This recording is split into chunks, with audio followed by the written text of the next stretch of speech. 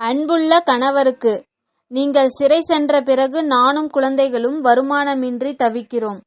நம் வீட்டின் பின்னால் உள்ள கற்பாறை மண்டிய நிலத்தை பண்படுத்தி தோட்டம் அமைத்து காய்கறி பயிரிட்டு குடும்பத்தை நடத்தி செல்லலாம் என்று எண்ணுகிறேன். ஆனால் நிலத்தை தோண்டும் வழிதான் தெரியவில்லை. கைதி பதில் எழுதினான். குடும்ப செலவுக்காக வேற ஏதாவது வழி செய்து கொள். பின்னால் இருக்கும் நிலத்தில் கை வைக்காதே. அங்குதான் நான் கடத்திய தங்க கட்டிகளை புதைத்து வைத்துள்ளேன். நீ ஏதாவது செய்ய போக பிறகு எனக்கு வைத்த இடம் மறந்துவிடும். ஒரு வாரத்துக்கு பின் மனைவியிடமிருந்து கடிதம்.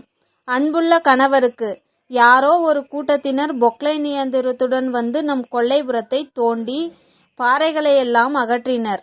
இப்போது நிலம் சீராகிவிட்டது. ஆனால் தங்க கட்டிகள் எதுவும் இல்லையே என்று எழுதினாள். கைதி திரும்பவும் மனைவிக்கு பதில் எழுதினான்.